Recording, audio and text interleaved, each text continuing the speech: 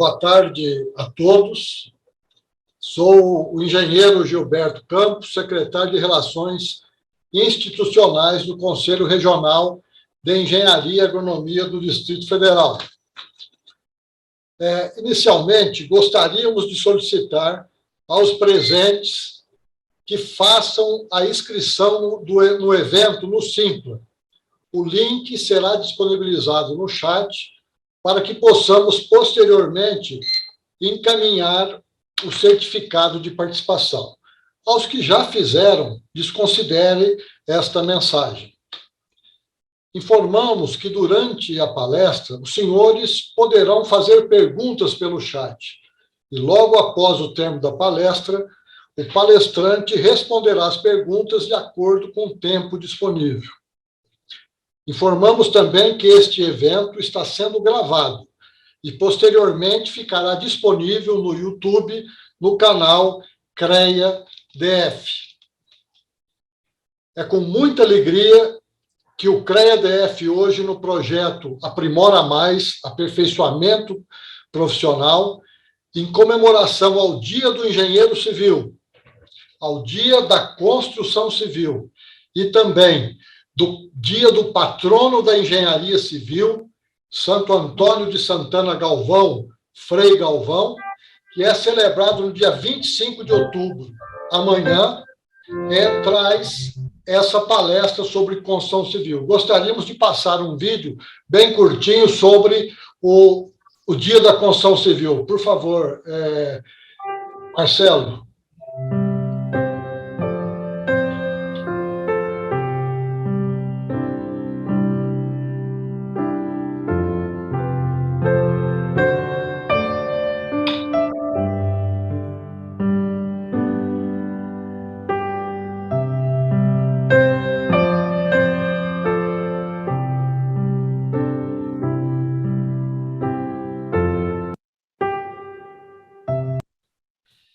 Bom, como os senhores viram, o Dia da Construção Civil dos profissionais da engenharia civil é instituído por lei que foi promulgada no ano de 2016. Então, é com muita alegria que o CREA-DF apresenta hoje a palestra com o tema O Engenheiro Civil e as Inovações da Indústria da Construção. É um dia especial para mim também, pois sou da turma de Engenharia Civil de 1982. Neste final de ano, completo 40 anos como engenheiro civil. 40 anos ajudando a construir uma vida melhor para as pessoas. Essa é a nossa missão. Para nós do CREA, é uma honra tê-los aqui. E os convidados de hoje, como sempre, nós temos aqui a presença da nossa presidente do CREA-DF, Fátima Koch, que é engenheira civil, pós-graduada em Engenharia de Segurança do Trabalho e em Gerência Empresarial, e ocupou diversos cargos no GDF, entre eles fez parte da primeira equipe de obras do metrô DF. Foi diretora de obras da Secretaria de Habitação, secretária adjunta de Infraestrutura e Obras, diretora-geral do Serviço de Limpeza Urbana e exerceu vários mandatos como conselheira do CREA, diretora da Federação Nacional dos Engenheiros, diretora do Sindicato dos Engenheiros, do Clube de Engenharia. Em 1997, foi eleita a primeira mulher presidente do CREA-DF.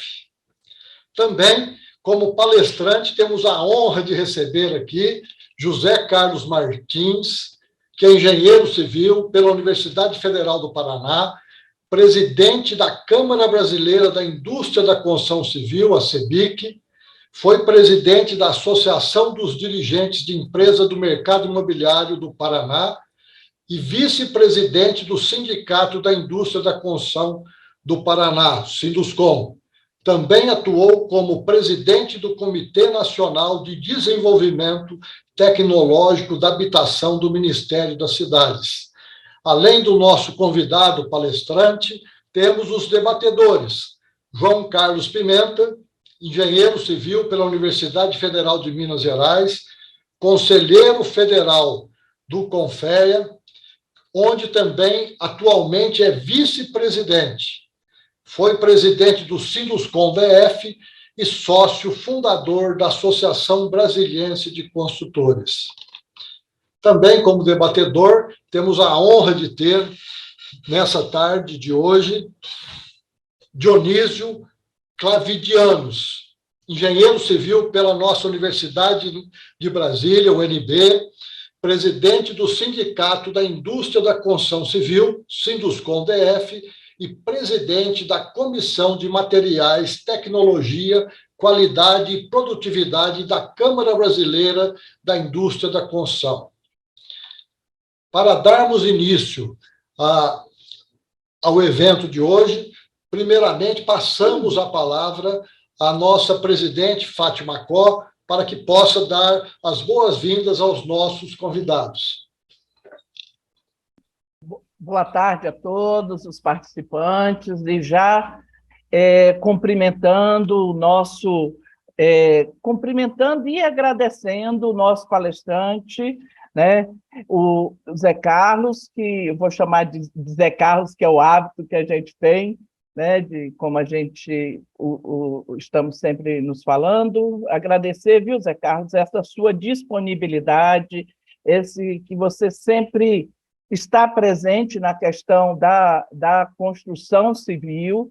Isso é muito importante para nós aqui do DF, que é vista como a capital da construção civil, né? Nós somos a capital do concreto, a capital da construção civil.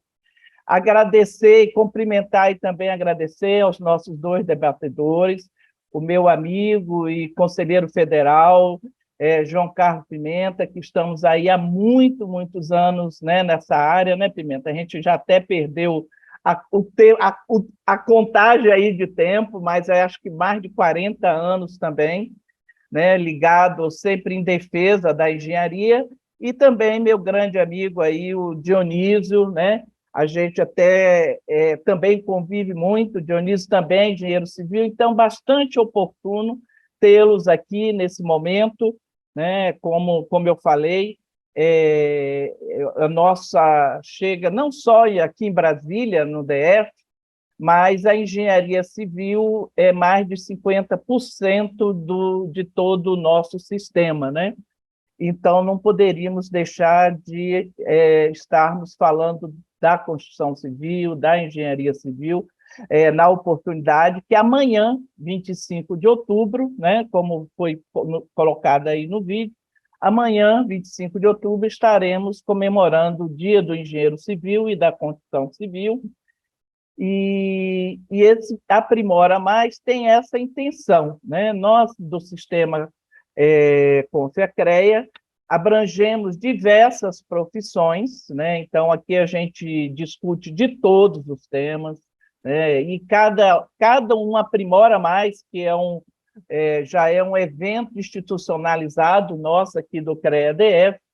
Cada aprimora mais a gente vai acrescentando e realmente interagindo aí com a sociedade e com nossos profissionais. Então, era nesse momento, depois no decorrer a gente vai estar falando mais alguma coisa, tentando interagir, né? Também acrescentar, mas a gente está mais querendo ouvi-los. Então, aí nisso, sejam bem-vindos e o nosso agradecimento.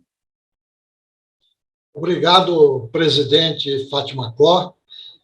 Dando sequência, convidamos para proferir a palestra com o tema O Engenheiro Civil e as Inovações na Indústria da Construção, o nosso presidente da CEBIC, engenheiro civil, José Carlos Martins. Por favor, José Carlos, com a palavra. Boa tarde a todos, muita honra estar com vocês aqui, do CREA-DF, do Confea, junto com meu amigo Pimenta, Dionísio, Gilberto, Fátima. Não vou enumerar todos os amigos que estão aqui presentes, senão certamente acabaria o tempo e eu não conseguiria terminar. Mas agradecer demais mesmo a oportunidade de nós podermos falar para a nossa classe. Sabe, Gilberto, eu fiquei vendo assim como eu estou ficando velho, sabe? Você disse que vai fazer 40 anos, eu fiz 45 já, né? Fiz 45 esse ano de formado, 1977. E então eu acho que a gente passa e tem uma vida, tem uma história aí dedicada a esse assunto que é de tanta relevância, que a gente é tão apaixonado por ele, que é esse lado da construção, principalmente da engenharia civil. Vocês, quando nos convidaram, viu, Fátima, isso sempre é uma alegria poder estar com vocês. Eu pensei assim, o que eu vou falar com o nosso pessoal? Então, acho que temos que dar uma contextualizada no momento que a gente vive, vamos dizer, o que a gente passou nesses últimos tempos, o que a gente vive e o que deve vir pela frente. Então, eu começo com o nosso setor muito pujante, né, a construção civil, a valorização do próprio engenheiro, na década de 70, por aí, onde que, na verdade, a gente fez um programa muito forte em termos de investimentos. Só que daí o Brasil entrou numa derrocada muito grande, dívida, vamos dizer, aquela renegociação de dívida externa, o Brasil quebrou, aí a máquina, você começou a não ter dinheiro suficiente para investimento, e veio cada vez mais caindo isso. E nós chegamos num ponto que a atividade, proporcionalmente ao que a gente já foi, ela caiu demais, o volume de investimentos do Brasil caiu demais, por uma série de fatores que não cabe salientar.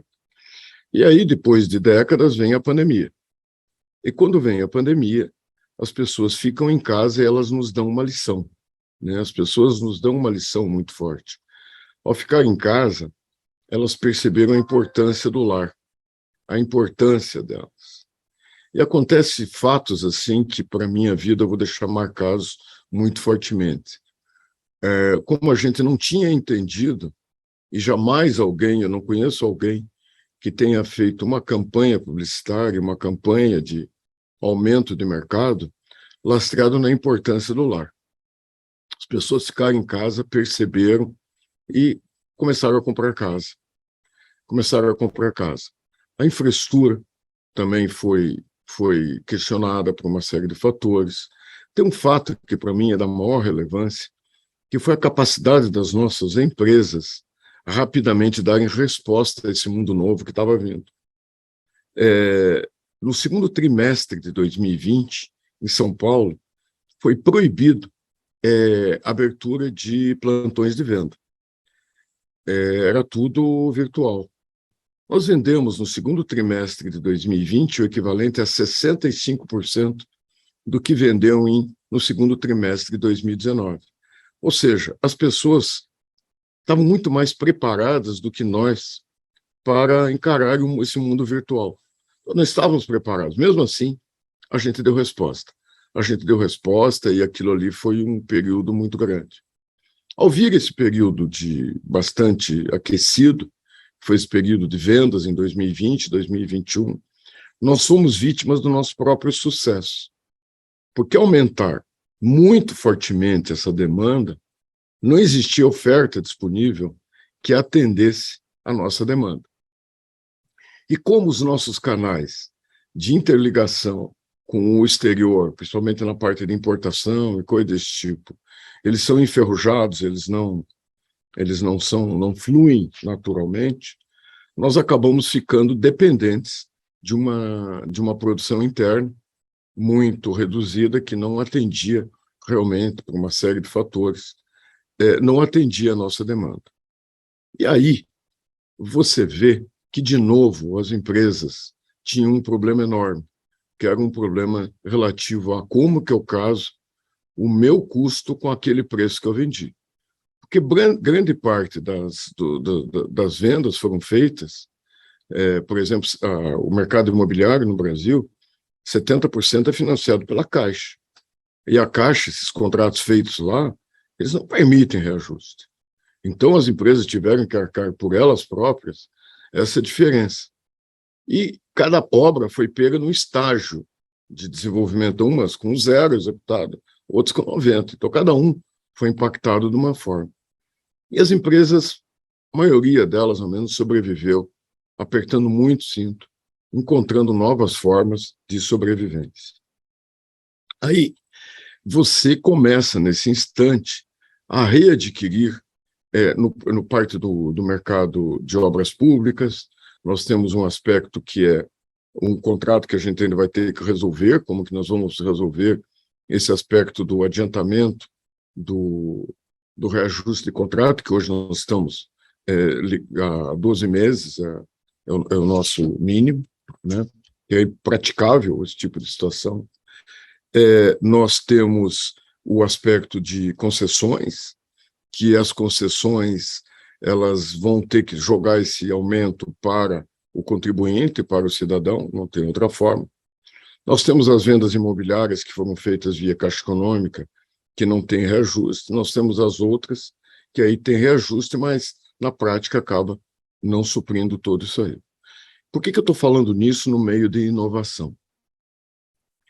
Porque é inerente à nossa atividade nós termos um investimento muito grande, nós temos uma guinada enorme nessa parte da inovação para dentro do canteiro. Eu acho que na parte de gestão nós melhoramos muito. Isso que eu falei, por exemplo, da parte de digitalização das empresas, a gente fez uma pesquisa aqui, e as empresas dentro do escritório, dentro da administração, elas estão muito mais evoluídas do que dentro do canteiro de obra. Aí eu coloco um outro ponto que é fundamental em tudo isso, que é a nossa participação no PIB. A participação do PIB da construção no PIB Brasil, em 2021, foi a 2,1%. Nós já fomos 7, 8, e antes até da mudança de metodologia, chegamos a ser 13%. Mas a gente caiu demais nesses últimos tempos. A gente perdeu espaço demais, por uma série de fatores. E aí, quando a gente pega e analisa, não é possível o Brasil ter uma participação de PIB da construção 3 vezes inferior ao que tem os Estados Unidos, é 1/3. Como é que pode? Um país que não tem praticamente déficit habitacional, que tem uma infraestrutura instalada, que tem todos esses assuntos praticamente resolvidos, investe num país que tem Amazon, que tem Google, que tem Apple, que tem Microsoft, e investe 3 vezes mais do que nós em construção civil. Então, tem alguma coisa errada. Então, quando a gente analisa, a gente vê claramente que tem algumas coisas que têm que ser revistas fortemente. Nós, analisando por esse lado, levamos aos 4 principais candidatos a presidente propostas, e essas propostas passam, e é isso que eu queria muito provocar aqui com vocês. Primeiro, você não tem inovação, você não tem industrialização se não tiver um fluxo contínuo de recursos. Não dá para viver de soluço. Hoje tem, amanhã não tem. Ninguém vai investir em tecnologia, em equipamento, em capacitação, se tiver dúvida que amanhã ele vai continuar tendo essa obra. E vai ter continuidade das obras que ele está contratando. Então, esse é um primeiro ponto que a gente tem muito. Não há inovação no setor, não há tecnologia que se agregue no volume que se precisa, se a gente não tiver a garantia de sequência no fluxo de recursos. Um segundo é entender que nós somos o grande agente que pode fazer com que o Brasil atinja os patamares de sustentabilidade que nos é exigido. Eu vou dar alguns exemplos. Por exemplo, quando eu falo de casa de madeira, eu estava esses dias no Rio Branco, no Acre, e no Acre leva cimento aqui da Ciplan, aqui de Brasília. Imagine o que isso quer dizer de transporte, o que isso quer dizer de emissão, tanto no lado do transporte, como na produção de muitos insumos nossos. Quando eu faço uma casa de madeira, principalmente nos Estados Unidos faz demais isso, eu estou dizendo que eu estou capturando o CO2, né? Vou dizer, quando eu faço uma casa de madeira, eu não emito, diminuo o transporte e ainda por cima eu capturo coisa. Soluções desse tipo, por quê? Porque nós somos grandes consumidores de recursos naturais. Nós somos grandes consumidores de energia. É na residência, no prédio industrial, no prédio comercial, que você gasta e consome energia. Então, vamos dizer, nós somos básicos no planejamento urbano, onde que diminua percursos. Nós somos essenciais no saneamento, nós somos essenciais em todas essas coisas. Afinal de contas, Nós somos, sim, a grande ferramenta para que o Brasil se torne um exemplo de sustentabilidade ao mundo. Isso eu não tenho dúvida. Então, a engenharia civil passa muito forte por isso, foi o segundo ponto que nós temos batido demais. Um outro ponto da inovação, ele passa diretamente pela industrialização do processo. Nós não podemos mais fazer coisas de forma artesanal. Nós temos muito problema, por exemplo, da indústria dos vícios construtivos, que passa pela forma artesanal da gente fazer, né? Nós temos muitos problemas de tudo quanto é jeito. Nós temos que ter um produto que cada dia ele custe menos com relação à economia do que custava antes. A gente teve um grande avanço. Se você pegar uma casa popular em 2010 e fizer a conta de quantos salários mínimos ela custava e quantos salários mínimos um carro popular custava, o carro popular em 2020 é muito maior do que em 2010. E uma casa popular é muito menor do que em 2010. Isso quer dizer o quê? Que as pessoas, ao terem capacidade de comprar, elas aumentam a nossa participação nesse mercado. Isso é bom para todo mundo, é bom para a gente que tem casa, é bom para nós que temos emprego, é bom para nossas empresas que têm resultado, afinal de contas, é bom para todo mundo. E isso, inovação é básica. A industrialização, a gente tem que perseguir ela de todas as formas, vamos dizer assim, ininterruptamente. Nós temos que fazer da industrialização uma coisa, assim, temos que ser obcecados por esse objetivo. E aí eu coloco um questionamento que a gente tem que fazer. A gente pegar uma das maiores construtoras do Brasil, se ele investir 1% do que fatura em tecnologia, inovação, vai ser maior esse valor do que a maior parte, 90% das empresas do Brasil tem de faturamento anual. 1% deles é maior do que todo o faturamento dessas empresas. Se a gente não entender que esse modelo precisa ser questionado, nós teremos cada vez mais um distanciamento das empresas menores, das empresas maiores, em relação à tecnologia, o que, no futuro, fará com que você não possa, com as empresas menores, acompanhar o grau tecnológico dessas empresas maiores. E isso é algo que todos nós temos que estar muito, muito atentos. Nós temos que entender que ou a gente faz isso de forma associativa, para democratizar, para capilarizar a inovação tecnológica, ou nós vamos ter um gap aí de conhecimento muito, muito grande. Tem muita tecnologia chegando, tem muita coisa chegando e precisa ser testada. Tem outro fator também que vai chegar a hora da gente discutir, a gente vive com tantos problemas de dia a dia, apagando incêndio 24 horas por dia, que a gente acaba não se atentando para os detalhes. Mas o nosso modelo, a gente entende que deveria ser um modelo que, cada dia mais, as construtoras se tornem montadoras. É como você tem uma indústria automobilística que pega a caixa de marcha de um lugar, o vidro de outro, o banco de outro, a tecnologia disso de uma empresa, de outra. Nós também temos que fazer a mesma coisa. Nós temos que ser aqueles que optam pelas várias tecnologias disponíveis no mercado e façam a nossa montagem. Por quê? Porque essas empresas que são especializadas no assunto têm muito maior capacidade de fazer investimento na tecnologia daquele produto que ela faz. Nós temos que cada vez mais nos tornarmos o grande cérebro, a inteligência, de como agrega esses vários nós aí, esses vários polos, para que se junte e entregue um produto de melhor qualidade, de excelente qualidade, do melhor baixo custo, do menor custo de manutenção. Afinal de contas, todas essas coisas que a gente aprendeu desde o primeiro ano lá de Universidade de Engenharia Civil. Então, esse aspecto industrialização é básico, esse aspecto de discussão de como que tecnologia deve ser implantada nos nossos canteiros, é um debate que tem que ser feito, e eu provoco vocês para que a gente faça esse debate.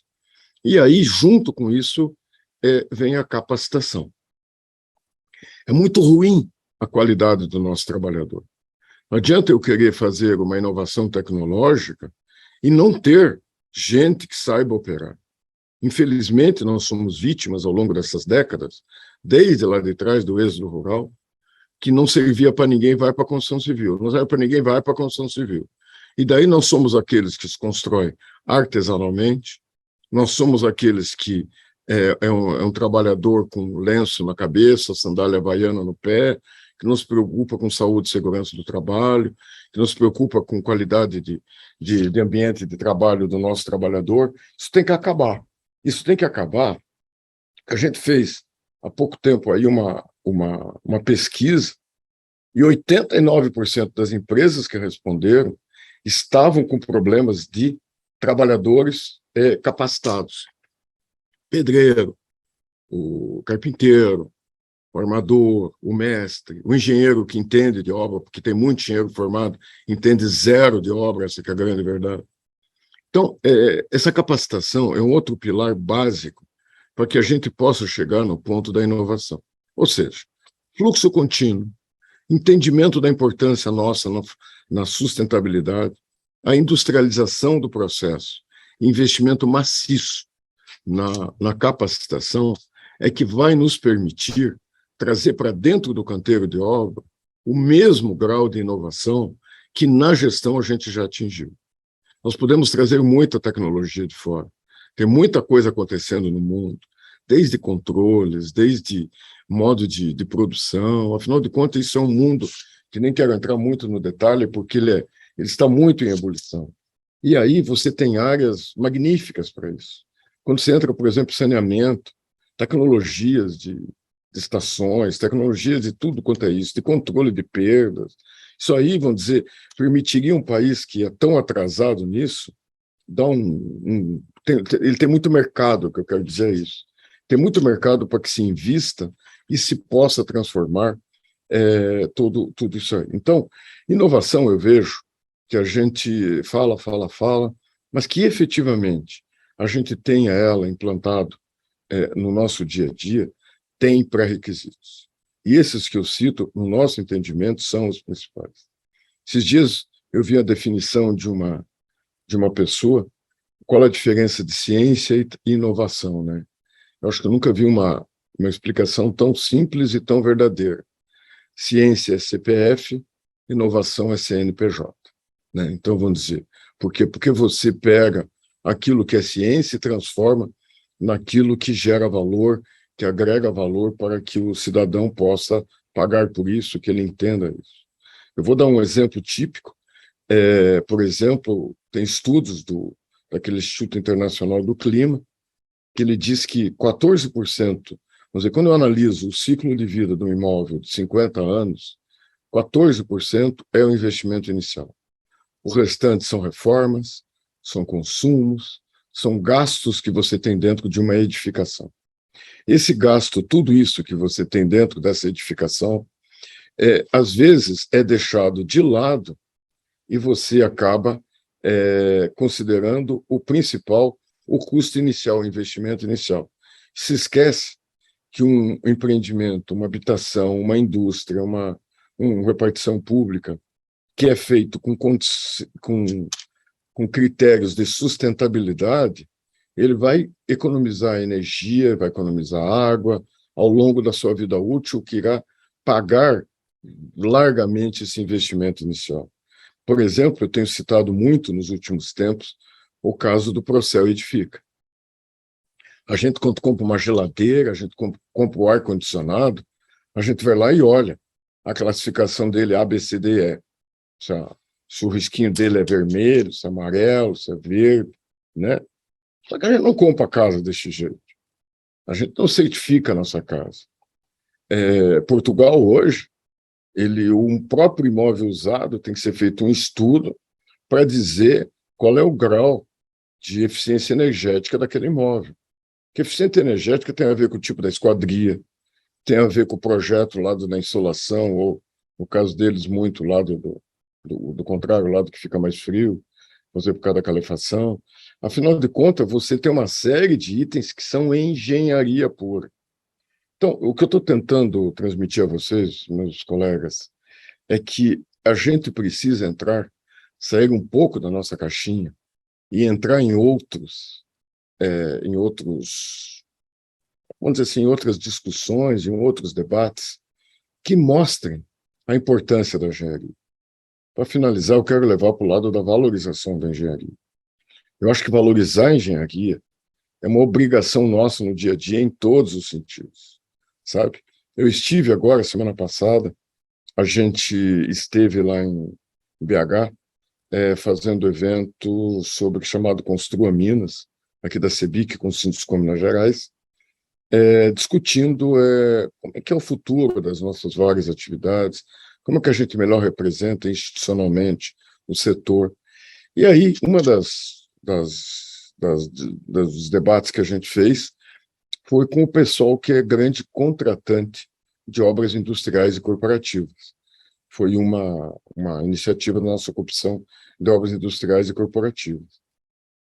E a gente percebeu, por exemplo, quando no caso lá, quem estava apresentando o plano de investimentos, vocês vejam só o que é esse mercado. A Gerdau, em Minas Gerais, nos próximos 4 anos, vai investir 6 bilhões de reais. A Gerdau é uma empresa, em Minas Gerais, vai investir 6 bilhões de reais. Só que é o seguinte, esse povo quer engenharia. É muito diferente do nosso gestor público, geralmente, do nosso órgão de controle, que quer menor preço. Menor preço, ele não é inimigo da engenharia. Ele é burrice mesmo. Ele é burrice. Porque o menor preço, esquece disso que eu acabei de falar, que o investimento inicial não é o principal. O que interessa mesmo é o custo ao longo do tempo. Isso que é sustentabilidade. Sustentabilidade é isso. Entende por que eu estou linkando inovação, sustentabilidade, engenharia, fluxo, industrialização, inovação, capacitação? Porque tudo isso pertence a um círculo virtuoso. Se a gente fizer entender, quem tem caneta, quem decide, que a decisão tem que ser técnica, tem que ser de engenharia, eu tenho certeza absoluta que muitos dos nossos males acabarão. Só que para isso a gente tem que ter uma posição firme, tem que participar de todas as discussões que existem aí no dia a dia, não podemos ter medo de encarar, botar a cara, brigar mesmo, mas defender os legítimos interesses, não corporativos, mas os legítimos interesses ligados à nossa profissão, de qual nós muito nos orgulhamos, e possamos fazer esse Brasil cada vez melhor. Para finalizar, eu vou até fazer outro tom provocativo aqui. A gente fez o Encontro Nacional da Construção em Foz do Iguaçu, alguns anos atrás, não me lembro quanto tempo, não, acho que foi 2016. E deu uma casualidade muito grande, eu como engenheiro. Todo estudo de Itaipu foi feito no período que eu fiz universidade no Paraná, 73, 77, na Universidade Federal do Paraná. Modelo reduzido, os estudos hidrológicos, hidráulicos, tudo foram feitos lá. A equipe que estudava a barragem era de professores, basicamente professor da Universidade do Paraná. Então aquilo sempre me marcou muito grande. E a gente foi fazer, durante o ENIC, uma visita à barragem. Nossa, aquilo é muito orgulho para nós. 7 anos você saiu do zero e botou a primeira turbina para funcionar. 7 anos. A gente saiu do zero e fez uma coisa daquele tamanho funcionando perfeitamente, como, vamos dizer assim, motivo de orgulho para os brasileiros. Compensação, no mesmo dia que a gente estava visitando, veio uma onda e derrubou a ciclovia que estava sendo feito na Olimpíada no Rio.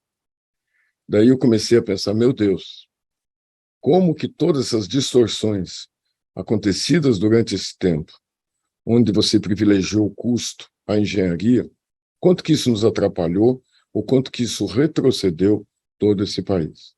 Então, eu, finalizando agora, era essa que eu queria dizer. Para nós somos essenciais no desenvolvimento social e econômico desse país. Não tenho dúvida nenhuma. Nós precisamos ocupar esse espaço e, para isso, nós temos que debater em alto nível qual é a nossa posição em todo esse jogo. Não podemos mais aceitar o tipo de coisa que nos é imposta, de nós estarmos aí submissos a uma decisão de um fiscal que fez nada contra as profissões, mas que eu nunca vi um engenheiro dar palpite sobre alguém que restaura dente, nem sobre uma cirurgia cardíaca que foi feita. E eu vejo muitas pessoas de outras profissões dando pitaco na nossa e querendo fazer com que a gente corra atrás deles. Muito obrigado pela oportunidade, Gilberto, Fátima, a todos vocês. Muito bom estar aqui com vocês. Ficamos aqui à disposição para a gente bater um papo aí pela frente. Obrigado, José Carlos, pela brilhante explanação. E, dando sequência, eu passo agora ao nosso colega, o João Carlos Pimenta, para as suas considerações sobre a palestra e, se quiser, para formular uma pergunta para o nosso palestrante de hoje. Por favor, João. Okay. Obrigado, Gilberto. Boa tarde a todos. Boa tarde, meu amigo de longa data, Zé Carlos Martins, presidente Fátima Cor, presidente Dionísio. Eu vou ser logo objetivo, que o nosso tempo é um assunto que, pelo que o Zé Carlos falou, a gente debateria aí o dia todo de hoje, amanhã, da semana e do mês, né? E os assuntos são realmente excitantes, eles puxam pela vontade de conversar. Mas eu vou tentar, então, enfatizar aqui, assim, bem rapidamente, o que eu achei mais importante, o que eu acho mais importante de tudo isso que o Zé Carlos falou, e que praticamente concordo com o que ele disse, né? A gente vive, por exemplo, eu vivo como empresário da construção civil. Minha empresa é dedicada ao setor de obras de artes especiais, já não há pouco tempo, né? Aliás, quando sai assunto de tempo, vira o Gilberto fala que tem 40 anos, vira o Zé e fala que é 45, e minha turma tem 51 anos esse ano, de formado lá na Federal de Minas Gerais. Até, viu, Zé, o nosso saudoso colega Paulo Simão foi da minha turma de engenharia civil lá em Minas Gerais. E então eu fico preocupado agora, que toda vez que sai um assunto desse, eu não perco uma. Todas eu ganho, impressionante. Eu quero ver se tem alguém para me desafiar nesse tempo aí, que todas eu ganho. Mas tudo bem, vamos frente ao tempo que contra ele não tem jeito. Então, Zé, é o seguinte, eu concordo que não há nenhum incentivo para a inovação. Isso eu te digo, assim, com conhecimento. Não há incentivo.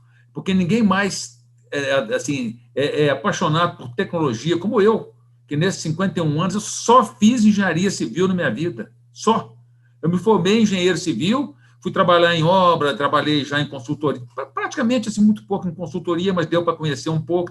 Então eu conheço realmente, principalmente agora, do setor de obras públicas. Vamos dividir a inovação nos dois setores, vamos dizer assim, a área habitacional. Eu não milito nela, mas vejo, acompanho, leio, somente os artigos da CEBIC, que recebo, né? Mas, assim, cá entre nós, depois até talvez o presidente Zé Carlos possa discordar ou acrescentar, eu não vejo muita inovação, não. Eu não vejo muita coisa mudando. Assim, participei já de licitações, até de obras de construções horizontais, há muitos anos atrás, eu não vejo muita coisa sendo mudada. Então, realmente, não sei se há alguma inovação, mas, se houver, não é de chamar atenção, não vejo nisso. Assim, há um processo constitutivo que agora economiza e tal. Bom, vamos agora, então, para obras públicas. O que acontece? Nós, enquanto empresários, recebemos aí o edital pronto, né, com um projeto, vamos dar, se ser bonzinho, chamar ele de básico, via de regra, com todo respeito, não de grande qualidade, tá certo? Não são projetos de qualidade, e que vão à praça para ser licitados, e que, vamos dizer, temos os maiores problemas com os órgãos de controle, porque tem que ser aquilo, porque é um problema sério. Agora, o que tira o incentivo das empresas pesquisarem, seja 1% ou até 10%, vale a pena, né? Mas que pesquisar. Por exemplo, no setor de obra de arte especial. Eu vejo, quando eu vou a Miami, eu vejo montarem viadutos e passarelas lá naquele centro, sem interditar trânsito embaixo, puxando pré-moldados ali de baixo, e eu sei, eu faço o seguinte, eu sei tudo que está sendo feito, mas eu não sei como é que faz, porque você fazer peças diferentes, você não tem duas peças iguais num viaduto daquele, com super elevação, com variação de seção, e eles puxam todo dia várias peças de baixo que já foram fabricadas, e realmente, no processo que nós temos aqui no Brasil, seria extremamente difícil fazer uma coisa dessa, né? Então, aí depois eu soube que envolve até impressora 3D, que eu não sei nem como é que começa para usar nisso. Então, você vê o que um engenheiro com 51 anos de informática só trabalha nisso e que não parou. Eu continuo trabalhando, tenho um contrato de andamento, tá certo? E o pouco conhecimento que eu tenho em relação a uma cidade que, né, os brasileiros estão sempre lá, que é aqui em Miami, aqui na Flórida. Mas, o que eu digo? Eu penso, Zé Carlos, que se forçássemos mais a barra, sair desse arroz com feijão, desse projeto básico, licitação, você tem que seguir aquele projeto básico, seja ele burro ou não, você tem que fazer aquilo e tal. Por que não, vamos dizer, praticar com mais ênfase o que era, desculpa, vou usar o termo, mas assim, está parecendo outra forma, o que era o RDC-I, por exemplo, hoje está como contratação integrada, ou contratação integrada, ou semi-integrada, quer dizer, que dá margem a você estudar. Porque, por exemplo, vamos que eu vá aos Estados Unidos e realmente queira investir no que eu vejo sempre lá, e vou comprar esse equipamento, vou importar, vale a pena, porque se eu fizer 5 anos com isso, eu vou ganhar, tá? Ou vai ganhar todo mundo, porque as obras são limpas, as obras são bonitas, né, tal. Mas com que garantia que o empreiteiro de obras públicas vai investir alguma coisa se o edital vai mandar fazer igual está no projeto básico? Se não pode sair daquele arroz com feijão que está ali, que se você foge a uma composição de preço que foi feita nem por você, por alguém lá, vamos tomar depois a diferença, tá certo? A nível de superfaturamento, tal, quer dizer, então, realmente, e outra coisa, Zé, aí quem vai fazer a provocação sou eu sei que CEBIC não gosta, mas por que não desenvolver positivamente o que está na lei, que é o diálogo competitivo? Será que ele vai ser sempre ruim? Será que ele vai ter sempre problema? Eu sei que a CEBIC não gostou quando foi aprovado o diálogo competitivo, mas não seria uma forma da gente desenvolver, criar inovação, dar margem aí aos investimentos, para as pessoas trabalharem, e com isso você vai puxar qualificação de mão de obra, que você vai ser obrigado a fazer, uma coisa vai puxando a outra. Então, eu assim, acho que já falei até demais, mas é isso que, com certeza, o Zé Carlos vai completar, vai responder, né? Não fica em termos de pergunta, mas fica em termos aí de provocação, para que ele nos responda aí. Pimenta, deixa eu te dizer, você falou o que eu queria escutar. Você veja uma coisa, como o nosso setor, eu acho que até pela formação do engenheiro, ele é de uma formação, como eu te diria, assim, mais conservadora, que é bom, nós somos assim mesmo. Eu me lembro que, quando entrou a contratação integrada, a gente tentava convencer o setor que seria um bom caminho. No entanto, muitos dos nossos se puseram contra. A gente teve que ter um posicionamento, porque a gente tem que atender a base, até contra a minha vontade pessoal, de ir contra a contratação integrada. Porque eu acho que, não sei se exatamente a contratação integrada, diálogo competitivo, todas essas coisas, sabe, Pimenta? Eu acho que a gente tem que entender que são instrumentos que evoluem a inovação conosco. Eu imagino, um dia eu conversando com um auditor lá do Tribunal de Contas, eu disse assim, você já imaginou se o teu celular fosse pago por preço unitário? Aquele tijolão, nem teria existido nem o tijolão lá de trás, tá certo? Porque o que estimula a inovação é o ganho, é óbvio. Você não vai entrar, vamos dizer assim, eu entendo que o órgão tem que dizer que ele está disposto a pagar tanto, de acordo com o jeito que ele quiser fazer, o jeito que ele quiser fazer. Quem tiver preço entra, mas faz do jeito que quiser, certo? Eu acho que, vamos dizer, você tem que atender a qualidade, a segurança, a estética, tudo aquilo que está ali dentro, que é o pré-requisito para a coisa. Mas depois, a tua criatividade, se você vai fazer num vão de 120 metros, um vão de 120, 2 de 60, 3 de 40, isso é um problema teu, pô. Sabe? Vamos dizer assim, de que é que atenda melhor todos esses pontos. Então, existem alguns vícios, que eu digo, que nós temos que rever, entendeu? Nós temos que inovar começando pela nossa cabeça. Eu acho que a gente tem que estar aberto a esse tipo de coisa, sabe, Pimenta? Concordo totalmente com você. O problema da industrialização chama-se tributação. Chama-se tributação. Né? E é esse que é o nosso problema. Se você faz no canteiro, você não paga ICMS. Se você traz do outro lado da rua, você paga 17%. Então, você tem que ter um ganho de produtividade de 17% para zerar a começar a ter interesse. Então, por mais que você ganhe de outras formas, em prazo e coisa e tal, medição, por exemplo, o cara vai medir lá no teu fabricante, não é isso? Pô, então, como é que a gente faz esse tipo de coisa? Eu acho que a gente tem que pegar essas bandeiras, viu, Pimenta?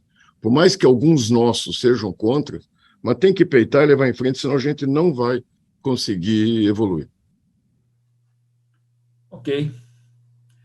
Só fazendo uma pequena tréplica, essa reação natural que eu sei que chegou na CEBIC, que realmente pode ser considerada uma base, é que ficam achando, assim, o brasileiro tem essa mania de achar que está fazendo porque o outro vai ser mais sabido que ele, vai passar ele para trás. É isso, que tem que fazer uma cultura, colocar uma cultura de que, por exemplo, todo mundo achava que o RDCI, não, quem tiver com muita firma de projeto do lado dela, quem tiver... Não, mas peraí, então vamos morrer com a coisa que faz 100 anos, né, que nunca mudou. Quer dizer, então eu acho que realmente, eu entendo esse lado, das pressões que chegaram lá na CEBIC contra a RDCI, que continua com a mesma coisa nessa nova lei, que vai entrar em vigor agora em abril totalmente, né, que ela já está em vigor, mas vai ser só ela, Sim, né, 14.103. Fica obrigatória, né? É o uso obrigatório dela, que também está previsto lá, ele chama de contratação semi-integrada ou integrada ou semi-integrada. Né? Pimenta, você quer ver uma outra coisa que, vamos dizer, totalmente contra a engenharia? É o pregão, né? O pregão distorce totalmente o objetivo de fazer engenharia, fazer menor preço, aquilo que eu falei. Enquanto que a gente não mostrar que a sustentabilidade manda fazer o melhor projeto, que tenha menos consumo futuro, nós vamos estar na mão do pregão, porque é o menor preço. Que é uma burrice. A gente não compra as coisas para nós pelo menor preço, a gente compra pelo melhor preço. Eu acho que a gente não devia desanimar, Zé Carlos, não, mas isso não faz parte da nossa vida. Não, e derrubar aquele artigo, se eu não me engano, é 55, 56, que transformou tudo, cá entre nós, está transformando tudo em pregão, né?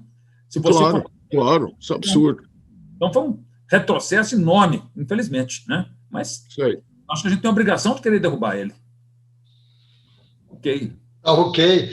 Dando sequência, eu gostaria que aqueles que quiserem e puderem ligar o vídeo, que o fizessem agora, porque nossa assessoria de comunicação está coletando imagens para que, posteriormente, ela possa publicar matérias sobre esse evento nossos canais de comunicação. Então, aqueles que puderem e quiserem, por favor, abram os vídeos. Dando sequência, eu gostaria de convidar agora para os seus comentários e as suas ponderações o nosso engenheiro civil também, Dionísio, presidente do Sinduscom DF. Por favor, Dionísio, suas considerações.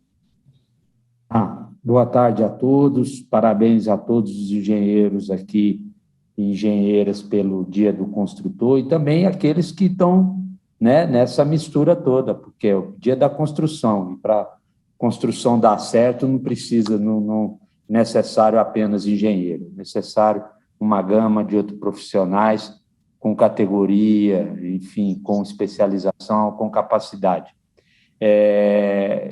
Também achei muito interessante as colocações do presidente José Carlos, ele até usou alguns paralelos com obras públicas, que eu também até estava pensando em utilizar, né?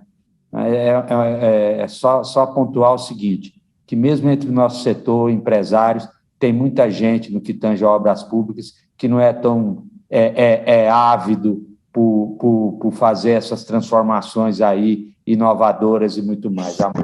Interessa essa construção tradicional, essa construção que hoje, nos dias de hoje, é até um absurdo, tanto que nos inferniza a vida você fazer obras do impacto dessas obras viárias, muitas delas, no sistema tradicional. Mas, enfim, só queria colocar essa questão.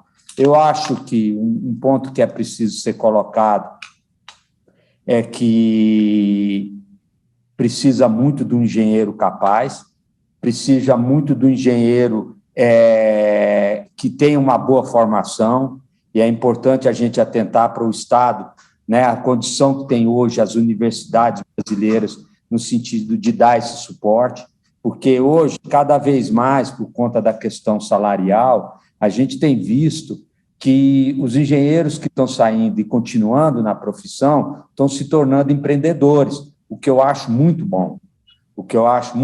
Porque eles montam a sua empresa, vão empreender, vão participar aí da cadeia da construção, se tornar parceiros de grandes incorporadoras ou de grandes empresas de infraestrutura, para que possam, nessas áreas antecessores ao processo construtivo, projetos, notadamente, possam atuar em algum serviço específico. Mas eu não sei se eles estão tendo essa base necessária. Por exemplo, a questão do BIM. Me parece que é fácil um engenheiro que está em formação captar toda essa questão da tecnologia. Ele tem a mente aberta para isso, mas precisa do hardware, precisa do software, e não são baratos. Então, a gente precisa mais do que nunca de parcerias nesse sentido. A empresa precisa também ter, a empresa que o contrata tem que ter essa noção. Não é meramente, o Zé Carlos falou aí da questão da falta de capacitação da mão de obra, isso você se estende aos cargos principais. Então, não basta você contratar o teu novo profissional e exigir dele uma série de condições que, por uma série de razões, pode ser que ele não consiga. Então, a empresa tem que estar aberta a essa questão da inovação, a pesquisa e desenvolvimento, fornecer condições para que esse novo profissional, esse profissional que contrata, consiga ajudar a empresa, de fato, nessa questão de inovação. Zé Carlos tratou da questão do Construa Minas, que a gente participou da semana passada, e foi bem interessante o debate acerca de inovação, e faço minhas as palavras do presidente do Sindicato do Espírito Santo, em que ele fala assim, olha, a gente fica... E é isso que a gente vê mesmo, né? A gente otimizou muito bem, a gente tem otimizado os nossos canteiros, os processos construtivos tradicionais têm sido cada vez melhor, bem feito, questão de desperdício e tudo, mas é sempre uma pequena melhoria em cima do que está aí. O grande salto não tem acontecido. E essas construtores tradicionais, e isso vale também para o construtor de obra pública, se ele não ficar de olho, a transformação vai chegar. Empresas menores, o caso da Brasil ao Cubo, que antes da pandemia ninguém ouvia falar da Brasil ao Cubo. E ela conseguiu se destacar das demais justamente porque investiu muito tempo em inovação. Outro exemplo interessante é a Tec Verde, que, inclusive, ela participou muito tempo dos prêmios de CEBIC da inovação e sustentabilidade, inclusive eu divulguei aí, essa semana se encerra as inscrições para esse importante prêmio, é o 24º prêmio, talvez seja o prêmio mais tradicional da construção civil, e se tiver alguém aí interessado a se inscrever, eu passei o link e tudo. Mas a Tec Verde, depois de muito estudo, de muito gasto, participação de vários, aí, conseguiu o espaço dela, e hoje se destaca, mas porque fez esse trabalho. E eu imagino que esse tipo de movimento hoje cada vez vai ser maior. Também acho que a gente ainda trata, todos nós, ou a maioria de nós, ainda trata sistemas construtivos lá de trás, hélice contínua, concreto autoadensável, coisas que já tem no Brasil há mais de 20, 30 anos, como inovação. Ainda tem gente que trata isso como inovação. Há pouco tempo a gente fez lá no sindicato, com a BCP, um curso para provar para o empresário que concreto autoadensável sai mais em conta do que o concreto tradicional. Meu Deus do céu, a gente já usa isso, quem quer usar já sabe disso, não precisa de tanta conta, e está lá fazendo conta, o pior é que não consegue sensibilizar. E, por fim, eu falo sobre, acho que a única construção, o único sistema nesses últimos anos assim, que a gente pode falar que foi inovador e que prossegue, talvez seja a parede de concreto, que é o principal sistema construtivo utilizado em habitação de interesse social, que eu acho que é um trabalho muito importante, e a CEBIC cuida bem dessa questão, e o próximo governo, seja lá quem seja, fora tudo de importante que ele tem para a sociedade, para a economia, ele também é muito importante para essa questão de você disseminar a inovação. Veja que com mesmo um preço de muito inadequado, eu não faço construção social, mas eu vejo os meus pares reclamando, mesmo que com toda essa dificuldade, talvez tenha sido nesse sistema, a própria Tec Verde que conseguiu viabilizar, nesses últimos anos, realmente uma transformação interessante no setor da construção civil. Então, não me estendo, viu, Gilberto e Fátima? Só colocar essas ponderações e passar aí para vocês, para o debate. José Carlos, fique à vontade para tecer alguns comentários sobre a fala aqui do Dionísio, algumas considerações. Você sabe, viu, Gilberto, que falar sobre isso, sobre o Dionísio, que a gente está aqui no dia a dia, é mais ou menos falar a mesma coisa, né, Dionísio? A única coisa que eu queria dizer é o seguinte, é que o Dionísio omite uma coisa muito importante, viu, Pimenta? Sabia? Que ele, na verdade, é Dionísio Martins Clavedianos. Ele tem omitido isso, eu descobri há poucos dias isso. Mas eu acho que o que o Dionísio falou é exatamente isso. Aquilo que eu falei, inovação é CNPJ, ciência é CPF. A inovação tem que se transformar em um business para que ela ganhe escala, para que ela efetivamente possa fazer, vamos dizer assim, fazer a sua parte perante aquilo que ela deve fazer. Mas eu acho que é isso mesmo, Dionísio, foi pontual exatamente naquilo que a gente concorda.